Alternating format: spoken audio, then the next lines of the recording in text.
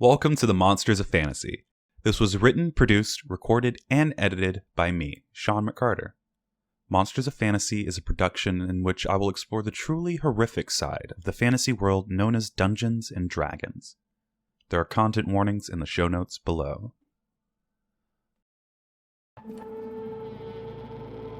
Episode 13 The Planetar.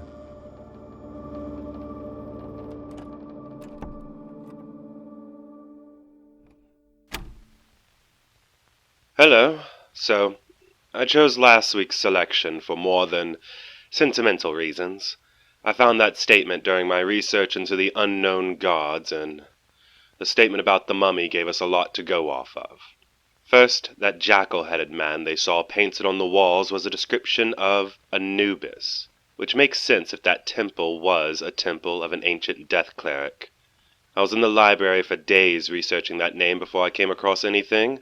Eventually, in a small footnote under a block of text about the history of Tabaxi, did I find that name in reference to the god of the afterlife and judgment. Now, that title is used to refer commonly to our god Kez'Var, but then I started doing more research on this god of afterlife and judgment, and admittedly, I almost gave up.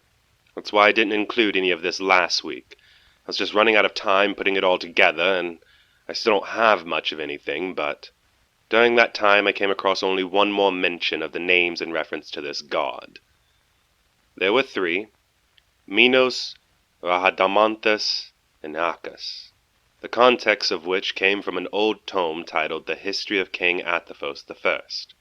Now, I doubt it's an original. The original book was written well over 3,000 years ago, but in this specific version, when they discussed the god that judged Lord Athos worthy of a pantheon alongside Pelor, the god is instead referred to as three people. I asked Nico if he could make anything of it. He suggested that if I only found one copy amongst thousands that mentioned this weird unknown difference, then maybe it was merely a misprint. That didn't sit well with me, though, so I kept looking, and, well, I found something unsettling. Now, I can confirm one thing. The use of this spell that Nico created to take these stories from other people doesn't actually mean they can't lie, like the others have told me. It's hard to explain, but the story I'll be reading you today tells the events of something I happened to almost witness firsthand. And while this statement isn't lying, it does omit a few things. This was taken from Talisen, a former bard to the king's court, and is the story of how our king summoned an angel. As the king's personal bard, I am sworn to some secrecy, but as I plan on adding this to my book eventually, I'll tell you a bit about that day. I will tell you all my oath will let me. Now, this incident isn't some secret. Hell, the king did it while in open court in front of almost 300 people. It's just none of them, aside from Durghal and Mountain Mover, were as close as I was to the, unraveling of reality. And no offense to them, but I don't think a snarky dragonborn, nor a hot-headed Goliath, could tell the story as best as I. So, if you're going to be retrieving a statement about that day, about the being the king called down from the heavens, then it should be I who gives it. I came to the king's court 15 years before that day, on trial for treason. I was found crossing the border from the northern side of the Etherean range. I honestly didn't expect to be stopped, but I guess when there's a war raging on, you shouldn't be trying to cross into enemy territory. I hadn't been trying to do anything treacherous. I was merely trying to go to the City of Beasts to, 1, see if it was real, and 2, use it for research on a story I was writing about two gnolls who fell in love, despite being in warring tribes. I'd heard that across the mountains in the ash-fallen lands there was a civilization of monsters who lived like we do. You hear all of the propaganda that is put out about them and how the evil Drow King is trying to take over Athos as a whole. I was more curious about the idea of full civilizations of monsters. However, that research never came. A few of the king's spies caught me scaling down one of the lower mountain ridges, and through a peaceful negotiation, I was brought before the king, pleading for my life. See, had I not been a scholar, or at least had not been carrying multiple personal written accounts of our country's history, then I may have been merely returned to the kingdom, maybe giving community service, but seeing as I had an entire enchanted bag of holding worth of notes on most major cities, they thought I was out to commit treason, and on this particular day, I had been brought to the king's court. The throne room was massive, especially compared to the cramped underground cells I had been restrained to the previous 3 nights, and I really do mean massive. It was said that the first king had the castle built in such a way that he could from his throne, in a simple turn of his head, see the world around him. Which was true, but it was also built specifically with worshipping Pelor in mind. The throne room was long and thin, with giant walls of glass and gold, concaving to a point. At one end was the king's throne, a large golden chariot carved down and melted into place. The seat itself was very decorative, but the designs in the lattice work that was used for the backing of the throne were lost by the intricate ruby gemstones that filled every hole. Resting under the throne on top of a large white marble slab was a long red carpet that draped down the cascading steps and stretched to the other end of the hall to meet 2 massive golden doors. These doors led to a small holding room made of marble, but whether you are friend or foe, if you wish to have an audience with the king, then you'll do so by entering through those doors. However, on both sides of this long stretch to meet the king, there were towering rows of seats. The king was smart, and always saw fit to have a true council. These stone benches extended up on each side, but not enough that the people sitting on them at the very top would be seated higher than the king's throne. No, that spot was reserved for the 6 balconies jutting up the wall above him. I later learned that these were for either of the king's archmages or the constables that governed the army. If a foreign power was visiting, then it was customary for them to sit up there as well. However, on the morning of my trial for treason, no one was positioned on the balcony.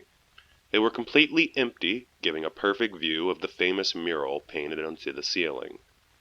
If you haven't the chance to see it in person, it is quite beautiful. An entire story painted in vivid detail telling how King Athos the Mighty, a champion of Pelor, led the great campaign to drive the Prince of Demons Orcus back to the abyss. But seeing as my first time was seeing it under the intense pressure of trial for treason, a crime punishable by none other than death, I was not able to take in the full beauty of St. Talisen's painting. Seeing as I'm telling you all this now, I did manage to talk my way out of most of the punishment. I was able to convince the king and his court that I was just a measly bard traveling the world to write fanciful histories of each place I happened to visit. This was mostly true, and I explained why I had so much, albeit kind of useless, information about the various cities, big or small. The announcement of me being a writer caused the king to personally read a passage I had written. A rather rubbish one about the dwarven king Mithrin and how he once wrestled an owlbear. He found it funny, though. Began chuckling right there in front of me, and I almost soiled my pants thinking the king was mad and found the passage so laughably bad that he was going to kill me. He gave me an offer, though. I either become his personal bard, long enough to write the full history of the kingdom, or be executed. I guess at this point it probably sounds like I was his slave, and technically I was. I was magically bound through oaths of power and conviction to prevent me from causing treason. I couldn't even begin to speak words that would knowingly cause the kingdom harm without feeling like Mountain Mover himself was squeezing my skull. I had never gotten past accidentally saying a full word, much less a sentence. I was told if I managed to do so, I'd die from the mental shock sent to my brain. However, in exchange, I got access to everything. I got what a lore bard's own personal dream could ever be. Anything I wished to know, I got access to. But that did mean I had to produce results, and this country has more than 3,000 years worth of history. But this isn't some story about me writing my book. No, this is the story of how our great king proved once again why it is he that leads this country. The Aasimar are touched by the gods, imbued with fragments of their strength. From their conception thousands of years ago, the Aasimar have been a beacon of good and holy. That's why the line of the king has been almost completely restricted to the Aasimar heritage. They believe that our king should be guided and chosen by the gods themselves. Now, I can't speak for the gods as a whole, but I am positive that Pelor has chosen our great King Kaiwan III. Now, if it was to rule over all of mankind, that I do not know, but the king has made it very apparent that Pelor was on his side personally. So, now that you know who I am, let me show you what happened on that fateful day. It was by chance you were in the castle that day. You had just gotten back from a trip to Bawai, and you were planning on sleeping in for the rest of the day, but Tristan, one of the king's archmages who you'd become pretty good friends with, informed you that we had just taken in a live demon as prisoner. He told you that they were going to be holding a special public council to discuss the findings. The king had long believed that the Drow were working with the demons to try to overthrow Athos, and you figured that today might be a catalyst in a campaign on a war on foreign soil. For the last 300 years, the war between other nations had been nothing more than isolated skirmishes or spy networks sneaking across the mountains. This was a breakthrough for our nation. If Tristan could prove that this demon had been working with the Drow, it wouldn't be hard to convince the people of a war effort. You ask Tristan if he's going to attend or aid the king's decision on the matter, but he informs you that he and Vulcan's son, Volvus, will be going downstairs to pry out as much information out of the demon as possible. Knowing he wouldn't be there and figuring a crowded audience, you gather all your parchment and quills, and you take your seat at the best spot in the house, an archmage's balcony. The other balconies are filled, and sitting on the one to your left is Vulcan, an older, gaudy-looking elf, the archmage who specializes in divination magic. On the balcony adjacent to him is the last archmage, Sylvain.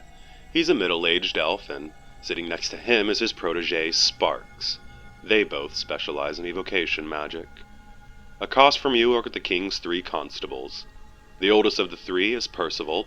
He sits across from you and is an older humanoid, wearing glistening golden full plate armor with 2 knights flanking him. The other 2, Jormund, another human, and Greymane, a large muscular tabaxi, sit in the remaining balconies. The 2 are accompanied by faceless knights clad in armor, and they all have slight personalizations to their attire, but all of them are clad in ruby and gold. Then sits the king, high in his golden chariot of a throne. He has his 2 personal guards standing not far behind him. Durghol, a mercury dragonborn. He was wearing full golden plate mail and ruby-colored gems accenting his crimson-red scales. On his left was Mountain Mover, a towering full-blooded Goliath who was equally adorned in golden and red armor.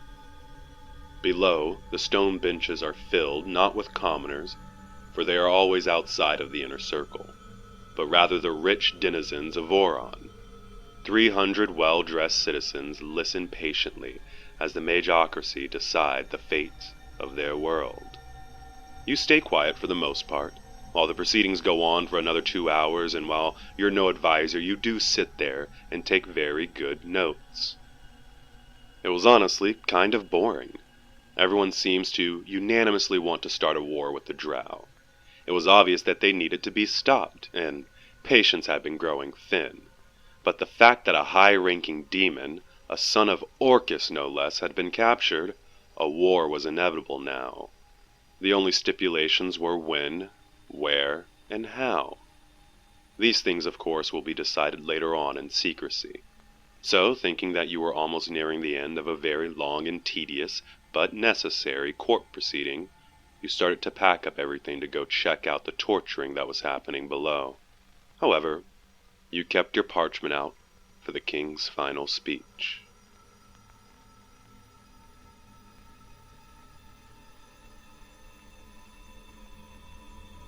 I want you to know we do not make this decision out of haste. My father before me was a great king. They called his reign of 120 years the most peaceful we have ever had. Even now as I speak, there are more statues of my father than there are of me. And I am no fool. He was a great man to broker the peace with our friends in Rakir. But my father let things go too far with the enemies to the east. My father grew complacent with the small victories. But our enemies are the kind to plot, and the kind to sneak. My father did not take after Kaiwin the First, who sought to fight them back. Many of you may not remember it because your families were not the ones fighting. But just 200 years ago, battles were held on our land, our soil. Go ask the citizens of Gogduval, who still have families, who fought and lost their lives against the Drow. The room goes quiet and everyone stirs uncomfortably in their seats. The king was standing at this point and raises his palms, almost grasping at the ceiling. And now, those same Drow parlay with the very scum that my ancestors died to rid this world of. Well, I will not make the mistakes of my father, and I will be known as the great King Kaiwin, because it was I who was chosen by Pelor to rule and lead us to victory against the blasphemous blight of our world. If the enemy is seeking aid from a demon, then I seek aid from the gods. The king's eyes start glowing with a bright, blinding shine. As he shouted the words, light spewed from his mouth, blinding everyone. His hair whips wildly around his robes as a sourceless wind tunnels around him. His arms outstretched, he begins to beckon to Pelor. The light around the king starts to bend and shift, making it so he is outlined with the warping of reality. The edges of his frame are met with a bleeding ripple of colors and light, as if the surroundings were breaking down into him. But they remained there. His chariot did not actually melt away, nor did the stones beneath his feet fall. However, the crowd is now in shock, some screaming and shouting. All of their faces begin to glow in a radiant light. You look up and the same reality-distorting light is now illuminating sourcelessly high above you, rapidly growing in intensity and size, seemingly eating away at the structured masonry behind you. But the bricks do not fall. From within the blinding light you see thousands upon thousands of rippling waves. Your eyes start getting lost amongst the white chaos, but you are able to focus on one little crack. One silver lining in the sea of brightness that you try to follow as it seems to stretch on forever. The silver lining starts to widen and separate, revealing an equally blinding golden light.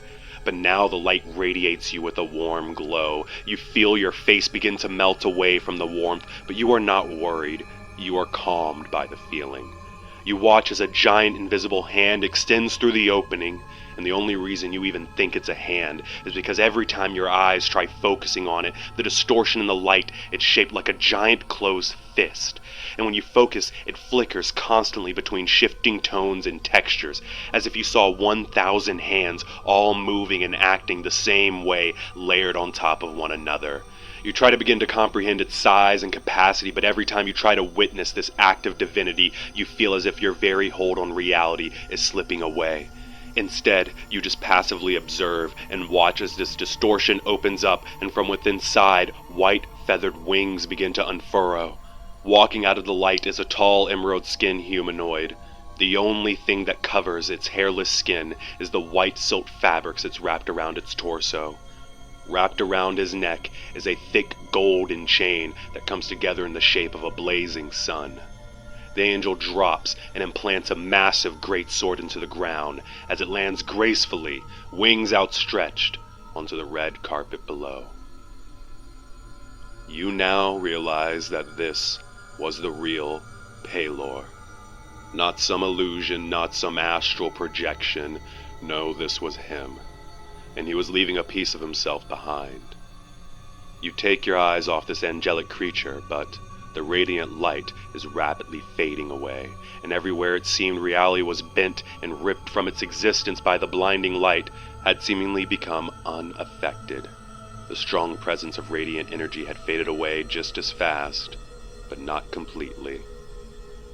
You watch as everyone, except the king, kneels to this creature. The king begins talking to this creature in a language you don't quite understand.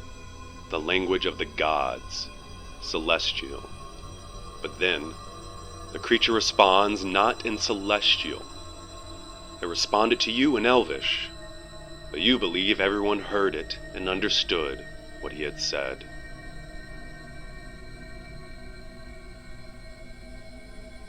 Yes, King Kaiwan III, I will aid you in the destruction of those who shall tarnish your great nation of Pelor.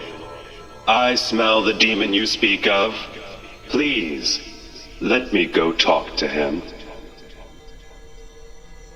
The creature's eyes flare with a golden flash, and as if almost on a cue, a deep rumble comes from deep within the castle. Everyone silently looks around, but before any discussion could be had, 2 more loud crashes come sounding, and for the first time after everything that transpired, a piece of stone dislodges from the ceiling. You think the demon that Tristan is torturing low below the castle has escaped. You see the same flash of panic pass between the king and Vulcan's eyes, but the angel raises his hand, as if he read the fears of the room. It is only fitting I show you my strength. Let me go. And with 2 running leaps, he threw himself out of the glass window of the castle. Everyone erupts into a chaos of limbs trying to push themselves out. The king's 2 royal guards had already grabbed the king and rushed him to his secret chambers. You, yourself though, don't leave that spot. You sit there amongst the screams of the crowd, writing down everything you can remember. So, that's how that day was. I went to my private chambers, hidden safely in the castle. I didn't find out until the next day that it wasn't even the demon that had broken out. It was some guy they had locked away in the dungeon. Apparently a self-imprisoned lunatic under the name of Warren Joy broke out of his cell, flew crashing through 2 floors directly to his confiscated weapons, and then flew off on spectral wings into the crowded streets of Oron. The Planetar had found the prisoner, but did not pursue him. I never questioned the angel. I found it best to avoid him, honestly. I spent most of my life bending and shaping the truth of a narrative to fit my version of events. But when that creature's around, it knows the way I twist my words, and it knows when I'm trying to be deceitful. Instead, I stayed in the shadows, learning and writing the great history of Athos that was unfolding in front of me. End of story. This is not the intended entry for the Planetar. I would actually go as far to say this statement contains very little about the creature known as the Planetar. Maybe that's why I found it crumpled up in Nico's study. It makes sense, he just cares about the monsters. But it's here, and there's a lot I want to unpack from this. Let's get the entry out of the way first. The Planetar is a type of angel sent down by the gods in order to fulfill their duties. The Planetar is one of these angelic manifestations of a god's power on our mortal realm. I have seen others like the Diva, but the Planetar is one of the most assertive of the manifestations. It's odd, but this is the first celestial creature that we're putting down as a monster, so I guess it's fitting. This thing may only be seen as a savior if you follow the path of their god. These beings are used for war just as much as they are used for healing. The presence of one of these great beings is something magnificent to behold. And I should know. But these creatures can also be harbingers of misery. I was one of the, people who ran in after the commotion of that day. Actually, I was the cause of the crashing sounds I think they heard coming from below. See, it wasn't my intentions, but at the time of the events of this story, I was having my first encounter with a person named Warren Joy. Only recently did I make the connection to the very first statement I did a few months ago, but I had met Warrenjoy almost 15 years before, in an underground cellar of the castle. My friends and I recently helped them capture the demon they're speaking of, Sylvain, son of Orcus. But while we were down there, my friend Aritharas provoked Warrenjoy and caused him to break free of his confinement and, well, crash his way flying through several floors of stone. Also, Talisen briefly talked about the Ashlands. I'm sorry to say, though, that the most I know about them is what this story tells us. We've been at war with them for about 300 years or so. It's a shame because I think a lot more research could be put into the monster manual's more mundane entries like goblins or gnolls if we could observe these societies that function similar to ours. I might bring it up to Nico if he's willing to sneak into enemy territory one day. I'm getting off topic, though. This is a recording for the Monster Manual. Physiology. The Planetar is a large, muscular, and hairless winged creature. They have opalescent emerald green skin and golden eyes. They stand roughly 9 feet tall and are towering to most normal humanoids. They are creatures of power, strength, and speed. They are in the broadest sense peak physical perfection, as they should be considering they are supposed to be the right-hand warriors of the gods. But though they may descend from the immortals, they themselves can be killed. As pulled from some of the other statements that detail more about the monster, here are its weaknesses and resistances. First, the Planetar is completely immune to being charmed or frightened. We'll go over more why in its extensive abilities list, but just know that neither will work on this celestial creature. Because of its otherworldly origin, it is resistant to any attacks made by mundane weapons, as well as attacks that originate from a celestial origin themselves. This covers almost any damaging spell that causes radiant damage. Other than that, though, the Planetar can and will bleed if attacked. It wouldn't be very unwise to do so, without the aid of either magical items of a legendary stature, or a group of seasoned adventurers. Attacks and abilities. First is the Planetar's telepathy. We're going to call this its divine awareness, and in part I think is the reason why it can't be charmed or frightened. The Planetar knows all languages and can speak to them telepathically. But that is not all. The Planetar knows when it has heard a lie. Actually, it doesn't stop at hearing either. This extends to sight as well. The Planetar can see through all illusions and deceptions with its almost godlike omnipotence. They also have been given spells like their lesser cleric brethren. Now, this can vary, it seems, across the different Planetars, but it seems all of them can detect the presence of good and evil as well as turn invisible completely on a whim. At the snap of a finger, they can bring rain to raise a crop field, or send an insect plague to wipe one out. But that isn't even their most deadly ability. No. The deadliest ability lies in their uncontrollable energy that flows through them. Having the literal power of God. Anytime the Planetar strikes with its weapon, it releases its pent-up radiant energy, blasting the target with immense force. I can say with experience and through some of these other stories that the energy it releases on accident when it strikes is enough to kill any mortal man 5 times over. I guess to make up for it, though, the Planetar can hand out life just as easily as he can take it. He has an ability to cure an individual of almost any ailment or disease that is affecting them. However, it doesn't just stop there. It will also mend and restitch any non-fatal wounds, even as going as far to cure the blind and deaf. Well, end of entry.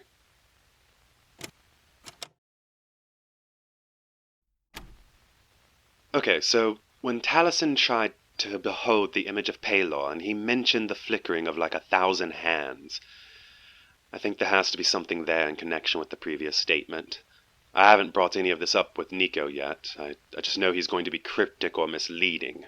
I'm trying to find someone to talk to about all of this. Daisy has been back and around the castle, but Nico has her doing artifact storage with Luna. The two have been busy cataloging our magic items, and admittedly, when I brought this up to them, they didn't really seem to care. Cadwin at least humors me by reading the stuff and listening to me about it. His theory is that the gods these clerics are worshipping are just like energy, and that over time the name or shape of that energy changes. But that still doesn't sit well with me. I've met Kelimvor, okay? I have very powerful friends, and, well, when we ran into him on the plains of Elysium, I can assure you he did not have a jackal head.